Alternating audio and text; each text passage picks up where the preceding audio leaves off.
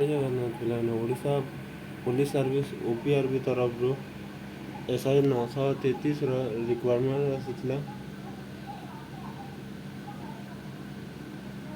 933ର requirement ଆସିଥିଲା, ଯାହାକି age relaxation ପାଇଁ ହାଇକୋର୍ଟରେ କେସ୍ ପେଣ୍ଡିଂ ଥିଲା। ତ ତା'ର ଫାଇନାଲ୍ ରିଜଲ୍ଟ ଆସିବା ପୂର୍ବରୁ କୋର୍ଟ ଅର୍ଡ଼ର ଦେଇଛନ୍ତି କି ସେମାନେ ଯେକୌଣସି ସମୟରେ ଏକ୍ଜାମ୍ କରିପାରିବେ।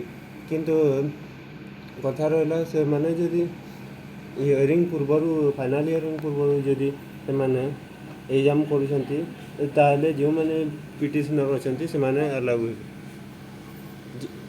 କିନ୍ତୁ ଏବେ OPRB ତରଫରୁ ଗୋଟେ ଟେଣ୍ଟେଟିଭ୍ ଡେଟ୍ ପାଇଁ ନୋଟିସ୍ ଆସି ଏକ୍ଜାମ୍ ହୋଇପାରେ।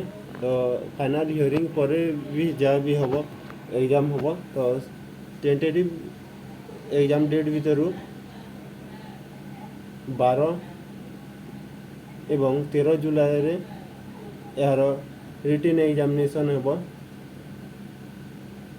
ତ ସେଥିପାଇଁ ଆପଣମାନେ ପ୍ରିପେୟାର ହୁଅନ୍ତୁ।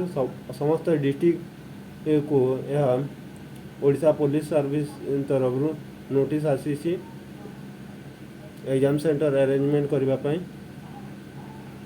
ତ ଏହି ଟେଣ୍ଟେଟିଭ୍ ଡେଟ୍କୁ ଭିତ୍ତି କରି ଆପଣମାନେ ପ୍ରିପେୟାର ହୁଅନ୍ତୁ। ଏହା ଥିଲା ଆଜିର ଅପଡ଼େଟ୍। Thanks for watching. ଜୟ ଜଗନ୍ନାଥ।